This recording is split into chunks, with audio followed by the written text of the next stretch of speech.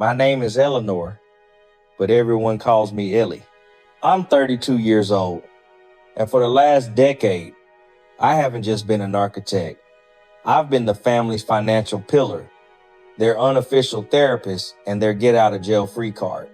Last Sunday, at a family meeting they orchestrated, my parents demanded I sign a legal agreement to permanently support my younger sister with my new salary.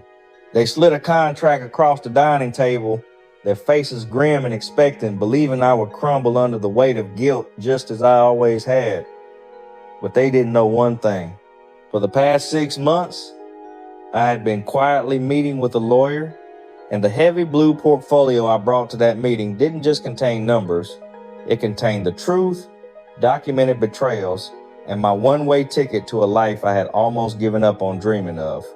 If you're watching this from somewhere where family loyalty sometimes feels less like a bond and more like a cage, take a moment to hit that like button and subscribe. Trust me, you're going to want to see how one file folder can completely dismantle a family's long-standing power dynamic.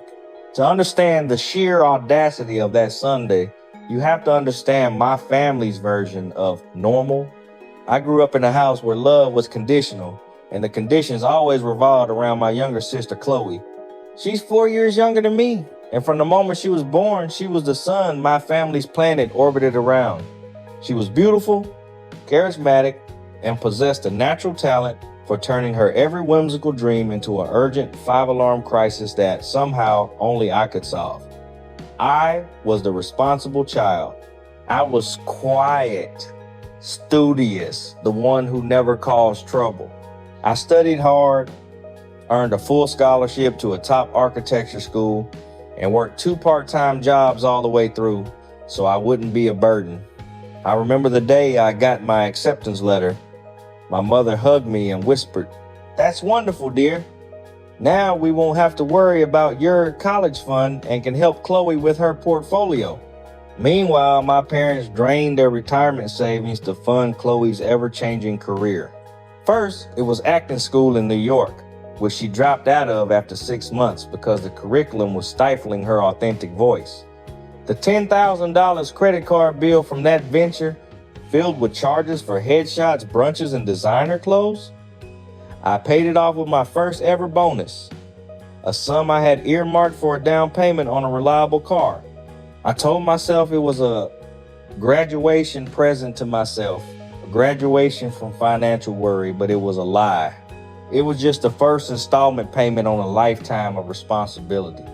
Then there was the travel blogging course in Bali, which ended with her losing her passport and calling me sobbing at 3 a.m.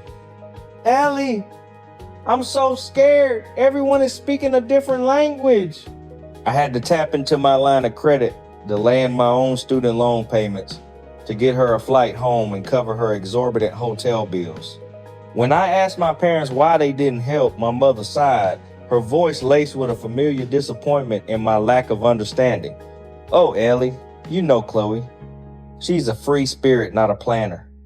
You're the strong one, you can handle it. The strong one." That was their euphemism for the one with a steady job, a good credit score, and a crippling sense of obligation. After I launched my career at a prestigious architecture firm, my role as the family's problem solver was cemented. It became a monthly ritual. A new emergency would arise. Chloe needed a security deposit for a loft apartment she was later evicted from for hosting loud parties that violated the lease. Chloe needed a new professional-grade camera to start her YouTube channel, a project that lasted exactly 3 videos on mindful makeup application. Chloe needed money for emergency dental work after deciding health insurance was too corporate and restrictive for her lifestyle. Oh, and every single time, my parents would be the ones to make the call, acting as the sympathetic but powerless middlemen. "Ellie, sweetie," my father would begin, his voice a carefully crafted blend of gravity and helplessness. "Chloe's gotten herself into a bit of a jam again. I know you're busy with your important projects, but she really does look up to you. She sees your success and just wants a little piece of that for herself. Um, they masterfully turned her failures into my burden, her irresponsibility into my obligation. I paid for Chloe's car repairs after she hit a pole while texting. I paid her mounting parking tickets. I even paid for a $2,000 life-changing yoga retreat in the mountains, from which she returned after 3 days because they didn't have reliable Wi-Fi. Every time I transferred the money, they would praise me as the wonderful, selfless daughter, the true backbone of this family.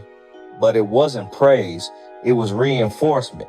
They were training me like a show animal to believe that my worth in this family was directly proportional to the amount of money I could give away. It was a performance, and the price of admission was my financial future. The most painful part was the complete absence of expectations for Chloe. At 28 years old, she was living in a trendy apartment where I subsidized half the rent, and her job description was aspiring content creator and digital nomad. In reality, that meant posting heavily edited selfies on Instagram from local cafes and occasionally getting a free box of skincare products. She never held a real job for more than a few months, always quitting because of negative energy or a boss who didn't appreciate her creative spirit. I tried to talk to them about it once, about a year ago. It was after I had to cancel a long planned trip with friends because Chloe accidentally maxed out my emergency credit card on a vintage clothing spree. I sat my parents down and gently suggested that maybe it was time for Chloe to learn to stand on her own 2 feet, to experience the satisfaction of earning her own way. Their reaction was glacial. "Eleanor," my mother said, her voice sharp and cold, "sisters are supposed to take care of each other. You are incredibly fortunate to have a stable, conventional career. Don't be jealous of your sister just because she's brave enough to follow her passions, even when it's difficult." Jealous? They thought I was jealous. Me, the one working 60-hour weeks, eating leftovers at my desk, the one who had given up vacations and social events to save every penny, was jealous of my sister's sponsored, frivolous, and entirely subsidized lifestyle. That's when the cold truth finally settled in my bones. I wasn't a member of the family. I was a resource, a utility, and my only function was to keep the lights on for everyone else. I thought I could endure it, that this was just my lot in life, but I had no idea their next move would shatter every limit I had ever known. The catalyst arrived not as a crisis, but as the best possible news, a life-changing opportunity. For 6 grueling years, I had poured my blood, sweat, and countless sleepless nights into my job at Crestview Designs, one of the country's leading architecture firms. I started at the bottom, a junior designer making coffee and correcting blueprints. I clawed my way up, project by project. I took the assignments no one else wanted, the boring renovations, the difficult clients. I worked on bigger and bigger projects, slowly building a reputation for being creative, meticulous, and always bringing projects in on time and under budget. My portfolio grew, filled with sleek, innovative designs that began to get noticed. 2 months ago, the firm announced a new position, head of creative design at their main office in Seattle. This wasn't just a promotion, it was a quantum leap. The role would oversee all major West Coast projects, came with near total creative autonomy, and most importantly, a salary that was more than double my current one. It wasn't just a job, it was validation. It was the culmination of every sacrifice I had ever made. I dedicated the next month of my life to preparing my presentation. I lived and breathed this opportunity. I worked until 2 a.m. every night, researching the Seattle office's past projects, analyzing their weaknesses, and developing a bold new vision for the department. I built a digital portfolio that was interactive and immersive, showcasing my very best work. On the day of the interview, I stood before a panel of the firm's most senior partners, men and women I had admired from afar for years. I didn't just present my work, I presented my soul. I laid out my vision with a confidence and passion that I didn't even know I possessed. A week later, I got the call. It was Mr. Hayes, the managing partner. I took the call in the stairwell, my heart pounding against my ribs. "Ellie," he said, his voice warm and decisive, "the board was unanimous. The position is yours." We were, and I quote, blown away. A wave of pure, unadulterated elation and relief washed over me. I had done it. All the sacrifices, all the long hours, all the times I chose work over life had finally paid off. The new salary was staggering, a number that felt unreal. It was enough for me to not only live comfortably, but to start investing seriously, to travel, and maybe finally to buy a small home of my own. There was one condition. The transfer would happen in 6 months. I need that time to wrap up my current projects and help train my replacement. It was perfect. When I hung up the phone, my first instinct was to call my family. I was bursting with excitement to share the news, still clinging to the childlike hope that this time they would be truly proud of me. "That's wonderful news, sweetie," my mother exclaimed, but her voice had an odd, distant quality, as if she were mentally calculating something. "Seattle? My goodness, that's so far away." It wasn't a statement of sadness, but one of inconvenience. "Your salary is doubling?" was my father's first unfiltered question. There was no congratulations, just a sharp intake of breath followed by, "Well, that will certainly be a help." Chloe, of course, made it about herself. "Oh my God, Seattle. I hear the influencer scene there is amazing. The coffee art is insane. You'll have a guest room, right? Like a permanent one for me? I could come visit whenever I want." Their reaction was a deflating but familiar pinprick to my balloon of joy. I tried to focus on the positive.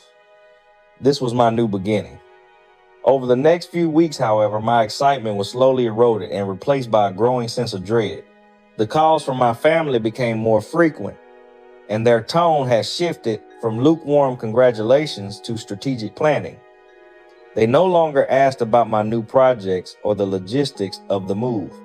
Instead, they began dropping hints, each one a carefully placed stone in the foundation of their new expectations.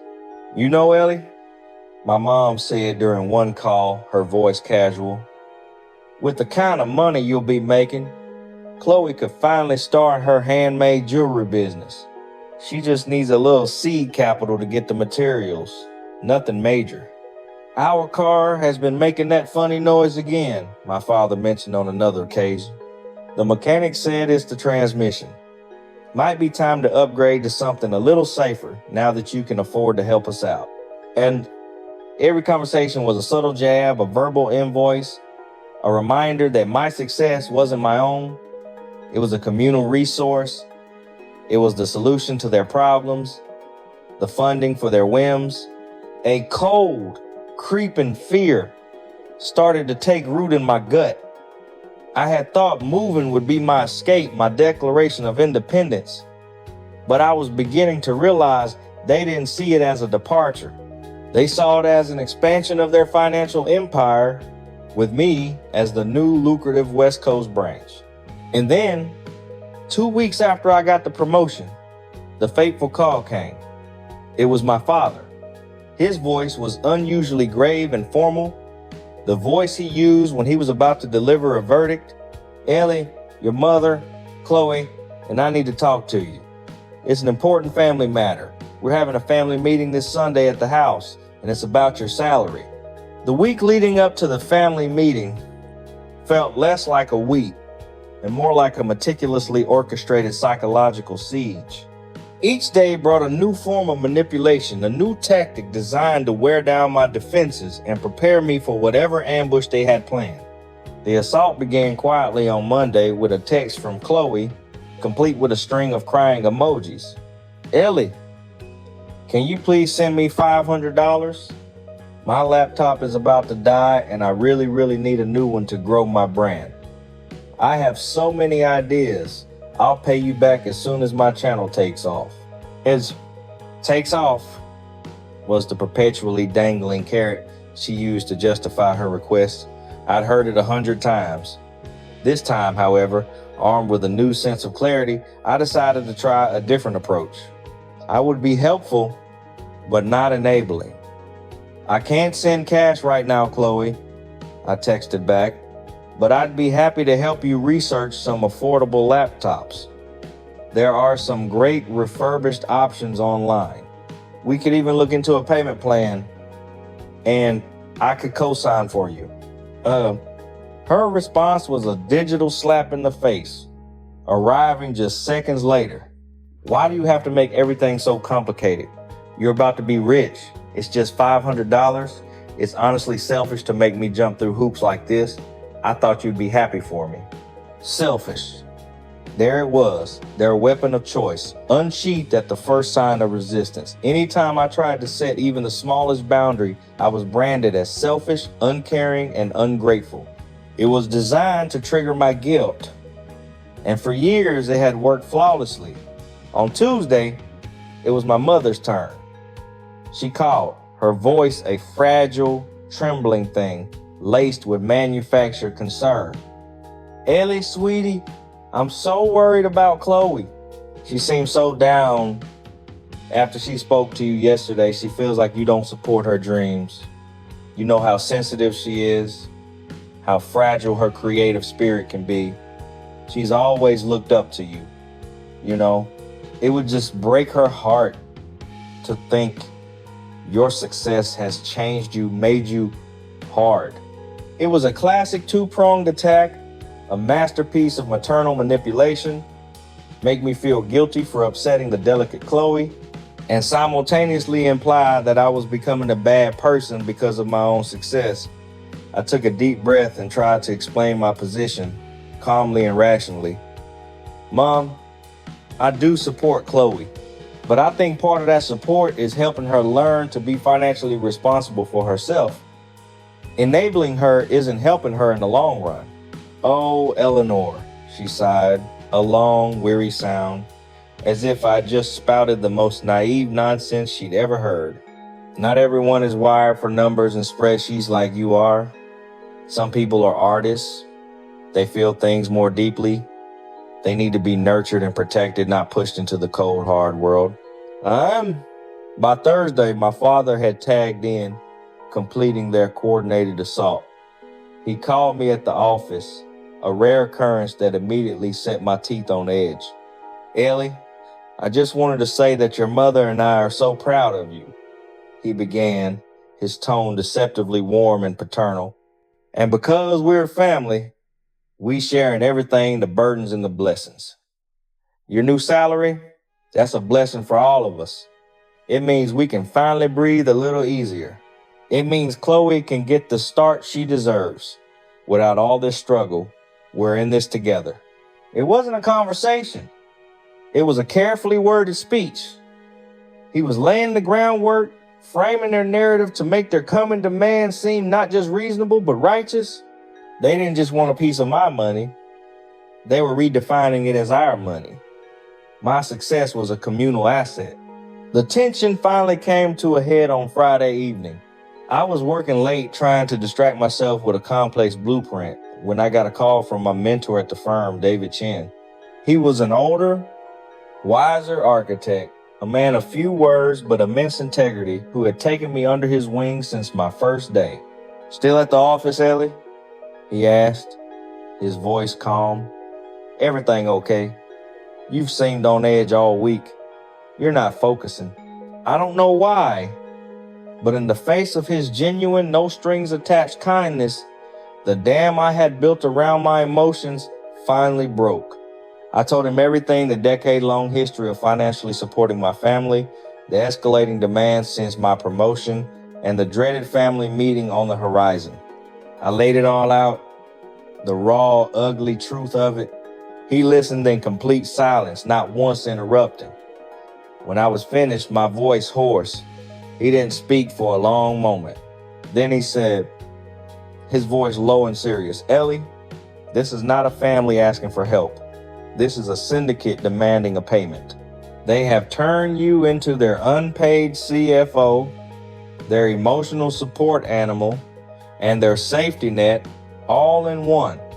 Their behavior is not normal. It is classic textbook exploitation. Hearing an outsider, a respected professional, a man I admired so deeply, validate my worst fears was like a physical shock. It was a splash of cold water in the face. I wasn't being oversensitive. I wasn't being selfish. I was being used. They're accustomed to you saying yes, David continued, his voice firm. They are not going to react well when you start saying no. You need to be prepared. This isn't a family discussion. It's a negotiation where they hold all the emotional cards. You need to come to the table with your own set of facts. Think about what you really want and what you're willing to accept. Make a plan. That conversation changed everything.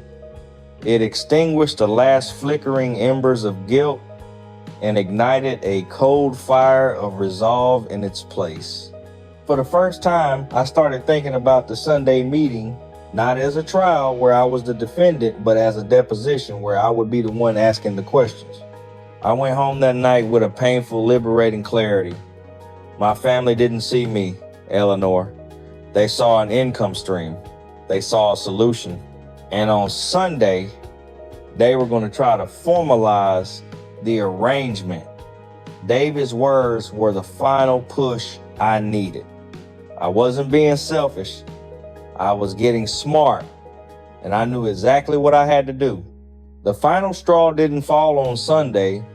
It fell on Saturday night, less than 24 hours before the meeting, and it wasn't a straw, it was a wrecking ball. I was at home, attempting a quiet evening, trying to fortify myself for the confrontation to come. I had ordered some Thai food, poured myself a glass of wine I couldn't really afford, and was trying to lose myself in a movie. It was a futile attempt at normalcy. Around 9 p.m., my phone rang, its shrill sound cutting through the quiet apartment. The caller ID flashed. Chloe. My stomach instantly clenched. I let it ring, but she called back immediately. I knew ignoring it would only lead to a more dramatic escalation. I answered. Her voice was pure, unadulterated panic. Ellie, oh my God, you have to help me. She sobbed, the words tumbling out in a rush. My car got towed. I was only parked in that red zone for like 5 minutes, I swear. They said I have a mountain of unpaid tickets and I have to pay $2,500 in cash to get it back. Can you believe it? $2,500. I felt the familiar throb of a headache begin behind my eyes, a dull ache that was an old friend at this point. This was a classic Chloe crisis, a problem caused entirely by her own irresponsibility, but presented as a random catastrophic event that had befallen her, the innocent victim. I don't have $2,500 in cash, Chloe, I said, keeping my voice even, a practice calm I had perfected over years of her emergencies. And even if I did, the tow yards are closed at this hour. You'll have to wait until Monday. No! You don't understand! She shrieked, her voice rising to a hysterical pitch. I need my car. I have a collaboration with a new artisanal matcha tea brand tomorrow morning. It's a huge deal. It could be my big break. You can use your credit card. Just call them and pay it. Chloe, calm down and listen to me. I tried to reason, feeling like a hostage negotiator. Even if I paid it right now, you cannot get the car until Monday morning. It's physically impossible. Just take an Uber or a cab to your collaboration. I will help you pay for the ride. It was a reasonable offer, a logical temporary solution to a temporary problem. But Chloe didn't want a solution. She wanted a bailout. She wanted me to wave a magic wand and make the consequences of her actions disappear. So you're not going to help me? Her voice turned instantly to ice. the manufactured panic replaced by a chilling venom. You're going to let me lose this huge opportunity over a little bit of money? I knew it. Mom was right. Your success has turned you into a selfish, cheap person. And then a sound that made my blood run cold. I could hear my parents' voices in the background. They weren't at their home. They were there with her, a united front.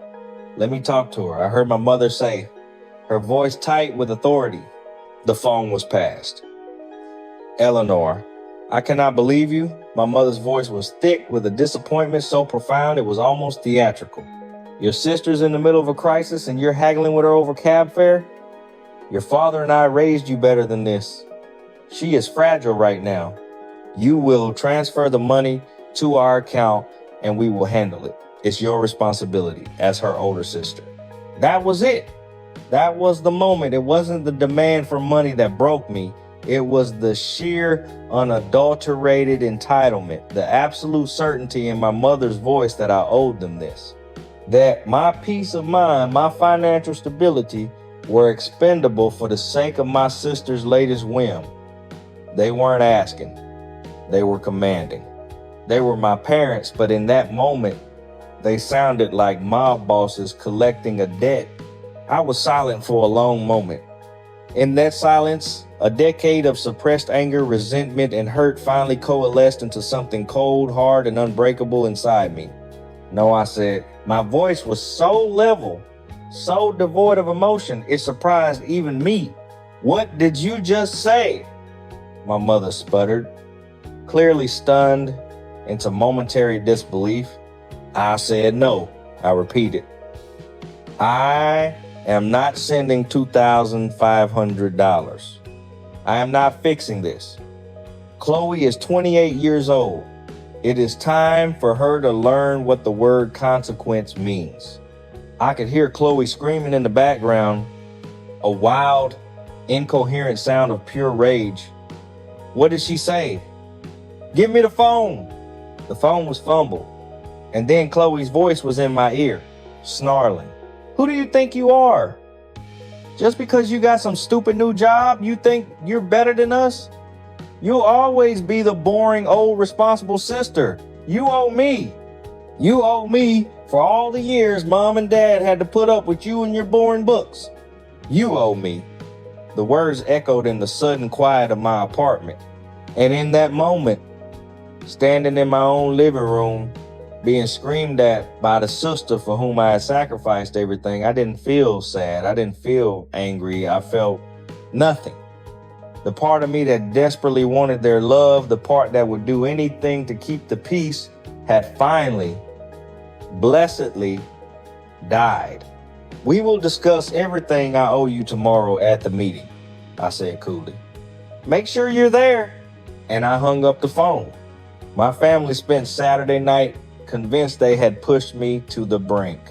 They assumed I was stewing in a potent cocktail of guilt and fear, and that I would show up to the meeting on Sunday, apologetic, ready to do whatever it took to be forgiven and welcomed back into the fold. They were catastrophically wrong. After I hung up the phone, I didn't feel an ounce of guilt. I felt a strange, chilling calm. It felt like a fever that had raged for a decade had finally broken. For months, I felt like I was drowning in their expectations. That phone call wasn't the wave that pulled me under. It was the piece of driftwood that I clung to, the thing that finally pushed my head above the water. I could breathe. And for the first time, I could see the shoreline. The truth was, my counter plan, my secret weapon, had been in development for 6 months, long before the promotion was ever announced. Its genesis was the yoga retreat incident. When Chloe had convinced me to pay $2,000 for a silent meditation retreat she claimed was essential for her mental well-being, only to quit after 2 days because the silence gave her anxiety, something in me snapped. It wasn't just the money. It was the breathtaking disrespect for my hard work, for the hours of my life that were converted into the dollars she so casually discarded. The next day, Instead of complaining, I took action. I booked a consultation with a financial lawyer I found online, a woman named Amelia Albright. Her website described her specialty as complex family financial disputes. She was a sharp, no-nonsense woman in her 50s with eyes that seemed to see right through me. She listened to my story without a hint of judgment, just nodding occasionally. "Miss Vance," she said after I had finished, her voice crisp and clear, "you don't have a family problem. You have an unwritten and frankly predatory contract problem. They view your payments as gifts because it serves their narrative. We need to systematically dismantle that narrative." On her advice, I began a meticulous and secret process of documentation. First, I opened a new bank account at a different bank, an institution my parents had never heard of. I arranged for the majority of my paycheck to be direct deposited there. The shared account my family knew about, the one they monitored like hawks, was left with just enough to cover my basic expenses. Next, I created a spreadsheet, a terrifyingly detailed spreadsheet. I spent weeks of late nights going through 5 years of bank statements, credit card records, and text message archives. Every single dollar I had given to Chloe or my parents was documented. The date, the amount, the stated purpose, rent, car repairs, camera for influencing, and a column labeled repaid. That column was a sea of red no's. The grand total, when I finally calculated it, made me physically ill. $87,450. Amelia was impressed. "This isn't just a list, Ellie," she said, calling me by my first name for the first time. "This is leverage. This is your testimony. Now, we need to establish a pattern for the future." She drafted a simple email template for me. From that day on, every time they asked for money, I would comply, but I would immediately follow up with a polite, business-like email. Just to confirm, the email would read, "I am loaning you amount on date for purpose. Per our conversation, this is a personal loan. We can discuss a repayment plan next week." At first, they scoffed at it. "Don't be so formal and silly, Ellie. We're family," my mother would say. But I persisted. I saved every email, every text message response, or lack thereof. I was building a case brick by brick, creating a paper trail that proved these were not gifts, but documented loans. When the promotion came through, I knew it was the end game. I called Amelia immediately. "They're going to come for it," I told her, my voice shaking slightly. "A lot of it." Good," she replied, a hint of excitement in her voice. Let them put their greed and entitlement on full display. Let them make their demand. Just be sure to record it." And that was my final secret weapon. After the call with my father arranging the meeting, I went online and overnighted a small, high-quality digital voice recorder. Our state was a one-party consent state, which meant that as long as I was part of the conversation, I could legally record it without their knowledge. It felt sneaky, but as Amelia reminded me, it's not sneaky to document a shakedown. On Sunday morning, I wasn't nervous. I was prepared. I printed a clean copy of the spreadsheet. I printed the 27 most damning email chains. I included a legal summary Amelia had drafted, outlining the potential civil and even criminal ramifications of long-term financial exploitation. I placed everything neatly into a crisp blue portfolio. I slipped the small, fully charged recorder into my jacket pocket. As I drove to my parents' house, the house I grew up in, I felt a sense of power I had never known before. For years, I had walked through that front door feeling like a child seeking their approval, desperate for a crumb of praise. Today, I was walking in as an adult, an equal, arriving to terminate a toxic and one-sided business deal. They were walking into a meeting expecting to ambush a daughter. They had no idea they were walking into my courtroom, and I was fully prepared to act as the plaintiff, the prosecutor, and the judge. I arrived at my parents' house at exactly 2 p.m. The air in the living room was thick with a cloying mixture of tension and smug expectation. My father sat in his oversized leather armchair, a posture he adopted when he was about to lay down the law. My mother perched on the edge of the sofa, wringing her hands in a display of nervous anticipation. And Chloe sat beside her, lounging with a look of both bored defiance and triumphant self-satisfaction, as if she'd already won a battle I didn't even know I was fighting. "Thank you for coming, Eleanor," my father began, using my full name. It was a power move, meant to infantilize me. As you know, we're here to discuss the family's financial future now that your circumstances have changed so dramatically. I just nodded, my expression neutral. I placed my blue portfolio on the coffee table in front of me with a soft thud, and with a subtle movement of my hand, I discreetly switched on the digital recorder in my jacket pocket. The tiny red light blinked once and went dark. We were live. "We've always been a family that supports one another," my mother chimed in, her voice dripping with a saccharine sweetness that made my teeth ache. "And we are so proud of your success. But with that success comes a greater responsibility to the whole." Chloe couldn't help herself. She scoffed. "What she means is you can finally start pulling your weight fairly," she interjected, examining her nails. "I've been struggling for years to pursue my art, living on a shoestring while you've had it easy with your 9 to 5. Easy. The word hung in the air. The years of 60-hour weeks, of skipped lunches and working weekends flashed before my eyes. I almost laughed out loud. I said nothing. I let her reveal herself.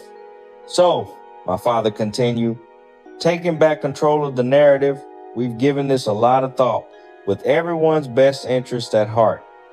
Chloe needs stability. She can't be expected to create and inspire if she's always worried about rent and bills. And your mother and I, well, we're not getting any younger. We need to reduce our financial stress as we head into our golden years." He cleared his throat, a theatrical gesture, and delivered the killing blow. "We've had a document drafted. We think it's very fair and puts everything in clear terms so there are no future misunderstandings." My mother reached into a folder on the end table and handed me a few stapled sheets of paper.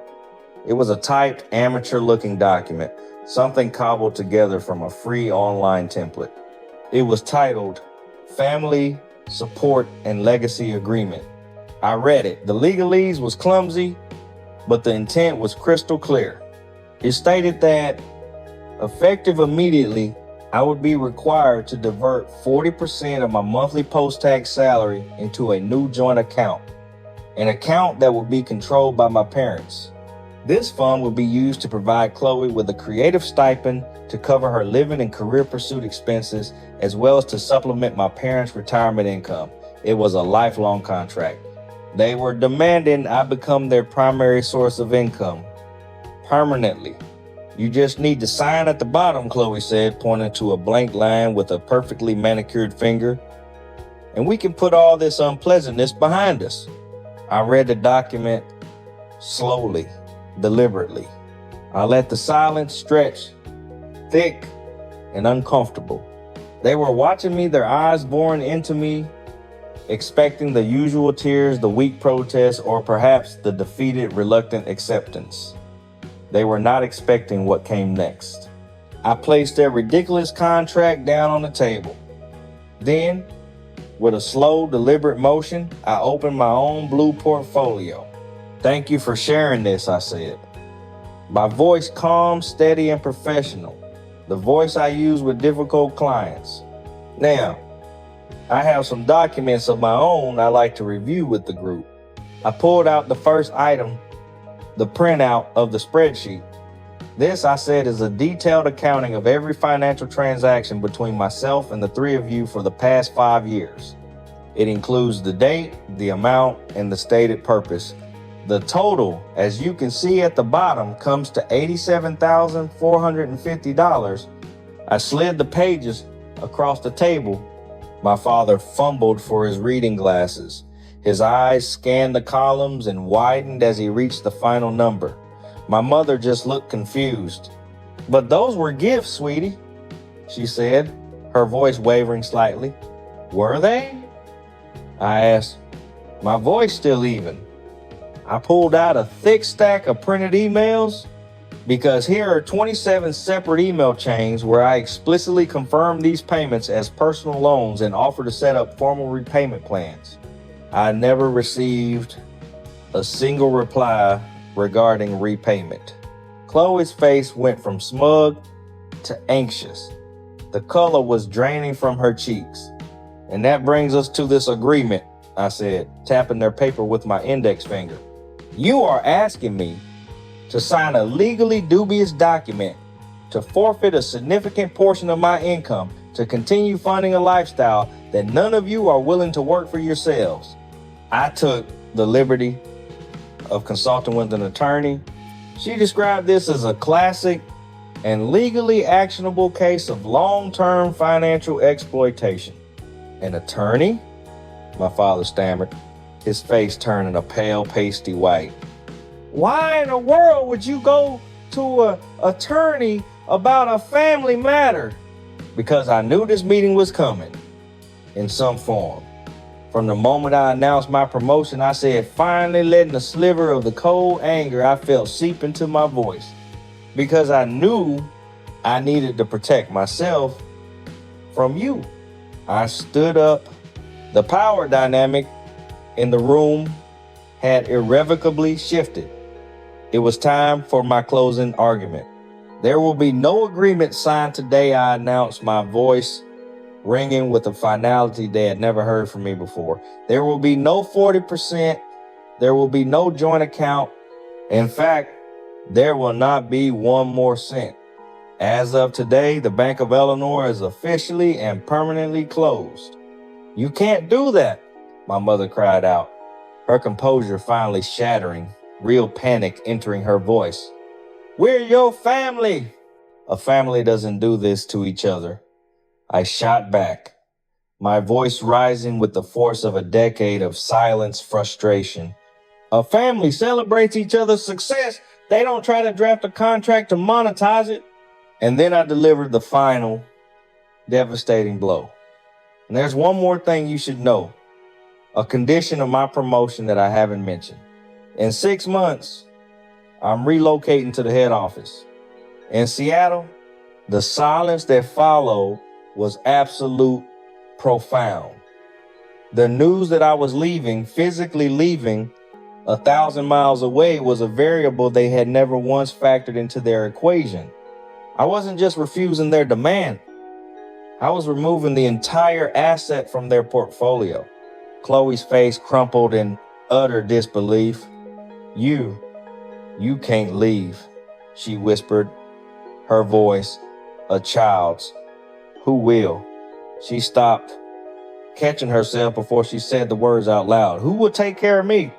"That," I said, my voice softening just a fraction, "is a question you're going to have to figure out for yourself, Chloe." I picked up my portfolio, leaving their contract on the table like a piece of trash. "This meeting is over," I said, "and so is my role as this family's bank." I walked out of my parents' house into a dead, stunned silence. No one tried to stop me. No one called my name. They just sat there frozen in the wreckage of their own meticulously laid plan. As I got into my car, I glanced back and saw my mother standing at the window, her face a mask of disbelief and hurt. For the first time in my entire life, I didn't feel the familiar gut-wrenching compulsion to go back inside and fix it. On the drive home, my hands shaking slightly with adrenaline, I did something I had never dared to do before. I pulled over, took out my phone, and blocked my parents' and Chloe's numbers. It felt like a monumental act of rebellion. I knew an onslaught of guilt-ridden and angry texts and voicemails was coming, and for once, I chose not to be the audience for their performance. The next 6 months were a whirlwind of purposeful, liberating activity.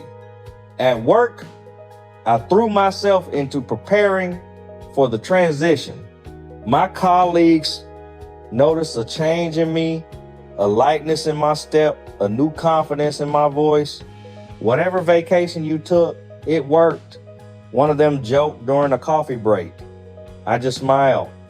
They didn't know my vacation was a permanent escape from a decade-long psychological burden. At home, I began the deeply cathartic process of untangling my life from theirs.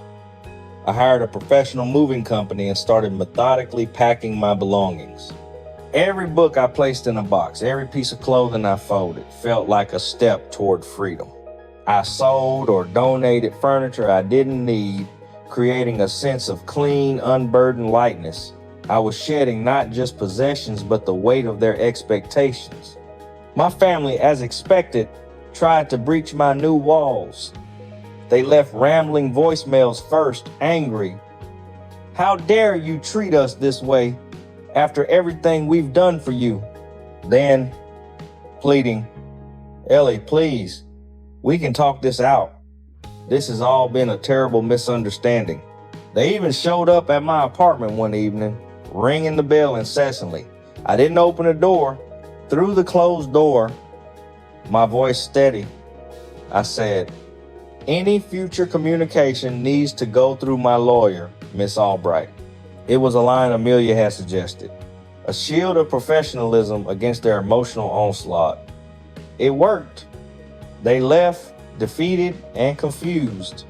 The only person I spoke to was my aunt, my mother's younger sister, Carol. She had always been the quiet observer in our family, a kind soul who had her own struggles with my mother's domineering nature. She called after hearing my mother's tearful, warped version of the story. After I told her the truth, calmly and factually, she sighed heavily into the phone. "Oh, Ellie, I'm so sorry. I've seen this coming for years, but never knew how to say anything. My sister, she's always seen Chloe as an extension of herself, her second chance at a glamorous life, and she's always seen you as the reliable, uncomplaining workhorse. You are doing the absolute right thing." Her validation was like a balm on a wound I didn't even know was still open. It was a powerful reminder that I wasn't crazy, I wasn't the villain. The day I left, a crisp autumn morning, it was raining. The movers had taken the last box, and I stood in my empty apartment one final time, the echo of my footsteps, the only sound. It didn't feel sad.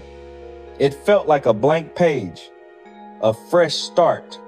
As I drove out of the city, heading west on the open highway, the sun started to break through the clouds, casting long shadows across the road. It felt profoundly symbolic. I drove for 3 days, alone with my thoughts and a carefully curated playlist of empowering music. With every mile that disappeared behind me, I felt the physical and emotional weight of my family dissolving in the rearview mirror. Arriving in Seattle was breathtaking. The air was crisp and clean, smelling of pine and salt. The mountains stood like silent, majestic sentinels in the distance. I had a temporary apartment rented in a high-rise with a floor-to-ceiling window overlooking Puget Sound. The first night, I sat on the balcony, wrapped in a blanket, a mug of tea in my hands, and just breathed. For the first time, I felt the air fill my lungs without the crushing weight of someone else's expectations attached to it. It was the taste of freedom. I got sporadic updates on my family through Aunt Carol. Apparently, reality without my financial cushion had been a brutal awakening. Without my support, my parents realized they couldn't afford to retire in their current home. My father, a proud man who hadn't worked in 5 years, had to take a part-time job as a greeter at a home improvement store. Chloe, after being evicted from her apartment for non-payment of rent, had been forced to move back into her childhood bedroom. Aunt Carol said the tension in the house was unbearable. They were finally facing the consequences of their own choices. And I was 1,000 miles away, finally living for myself. 1 year can change everything. A year ago, I was an employee. Today, I am an owner. I'm sitting in my office, but it's not the one I expected. It's not a corner office in a large corporate building. It's the sun-drenched office in my own architectural studio, Ellie Vance Design. After 6 months in my new corporate role, I had an epiphany. I was good at the corporate game. I could manage big teams and budgets, but my soul wasn't in it. My real passion lay in smaller, more meaningful projects, designing sustainable, affordable homes, creating innovative community spaces, using my skills to build things that actually improve people's lives. With the money I'd saved, a staggering amount when you're no longer subsidizing 3 other adults, and a small business loan I secured on the strength of my own portfolio, I took the biggest risk of my life. I struck out on my own. It was terrifying, but it paid off. I now have a steady roster of clients who value my vision. I hired my first employee, a talented recent graduate named Maya, who reminds me of a younger, more hopeful version of myself. I bought a small, charming condo in the Queen Anne neighborhood, a place with leafy streets, local coffee shops, and a palpable sense of community. For the first time in my entire adult life, I feel like I am building a life that is authentically mine, not one designed to serve the needs and whims of others. I've made friends, real friends, a group of strong, independent, brilliant women who celebrate my successes without a hint of jealousy or calculation. We go hiking on the weekends in the mountains that I can see from my window. We try new restaurants, we support each other's businesses, and we talk for hours about our hopes, our fears, and our dreams. I even started dating someone, Michael, a history professor at the University of Washington with a kind smile and a genuine curiosity about the world. When I eventually told him a condensed version of my family story, he didn't offer pity or judgment. He simply said, "It sounds like you had to set some incredibly difficult boundaries to protect your own spirit. That takes a lot of strength." He saw my past not as baggage, but as a testament to my resilience. My family, their fate is a quiet, ongoing lesson in cause and effect. According to Aunt Carol, the first 6 months after I left were a complete disaster. The forced proximity of Chloe and my parents under one roof created a toxic pressure cooker of resentment. Chloe chafed under their rules. They chafed under her constant presence and her inability to contribute. The arguments were apparently legendary. My father finally pushed to his limit, gave her an ultimatum: get a real full-time job and contribute to the household, or get out. Faced with the terrifying prospect of having no safety net for the first time in her life, Chloe finally did what she had avoided for a decade. She got a job. She became a barista at a local coffee shop.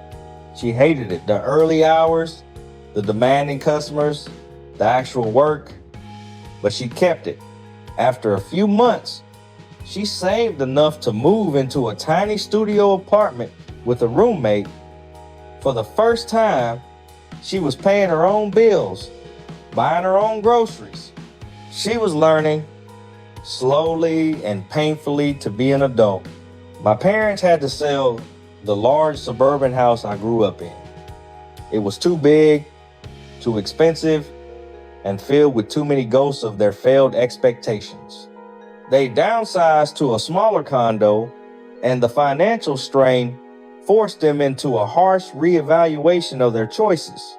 About 8 months after I left, I received an email from my mother. It was different from the frantic, guilt-tripping messages of the past.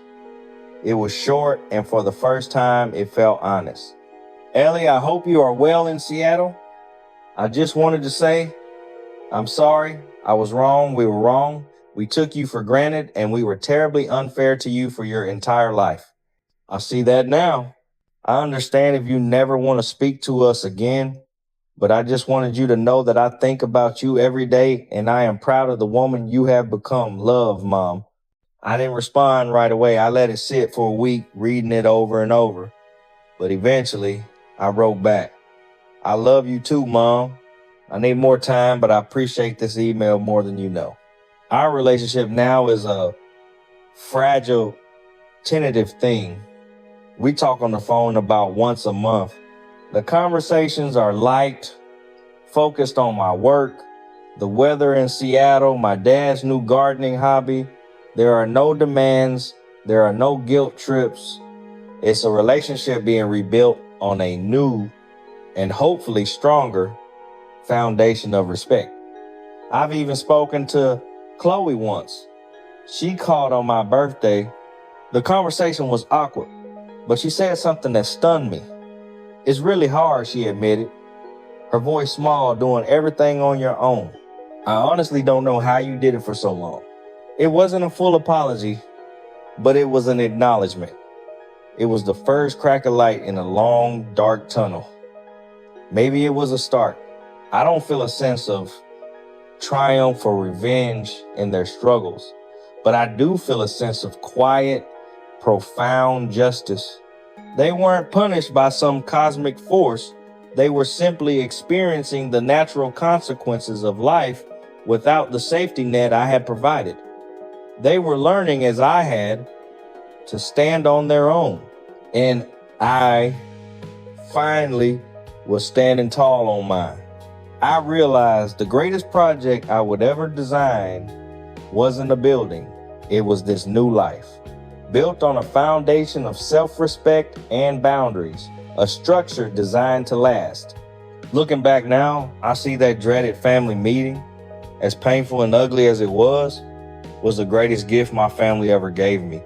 It was the moment of absolute, undeniable clarity. It was the moment that forced me to choose between continuing to drown with them in their sea of dysfunction or summoning every ounce of my strength to swim the shore on my own. I learned that boundaries aren't cruel. They aren't walls you build to keep people out. They are doors that you and only you have the key to. You get to decide who gets to come in, when they can visit, and on what terms they are allowed to stay. Setting those boundaries can feel like an act of betrayal at first, especially with the family you were raised to please. But it's not an act of aggression. It's the ultimate act of self-preservation. I also learned the hard truth. You cannot change other people. You can only change how you react to them and how much access you give them to your life. For years, I operated under the delusion that if I just gave more, did more, became more of what they wanted, I could finally earn their unconditional love and respect. But it was a moving target, an impossible goal. It was only when I stopped trying to please them and started demanding respect from myself that the entire dynamic shifted. Your worth isn't determined by your utility to others. It is inherent, it is non-negotiable. My journey wasn't about escaping my family. It was about reclaiming myself from the role they had cast for me. Have you ever had to make a difficult choice to protect your own peace and well-being from the people you love? What lessons did you learn from that experience?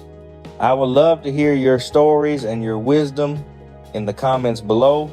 And if this story resonated with you, please give it a thumbs up, subscribe for more stories of resilience, and share it with someone who might need to be reminded that putting yourself first isn't selfish. It's essential for survival. Thank you for listening. And remember, you are the architect of your own life. Go build something beautiful.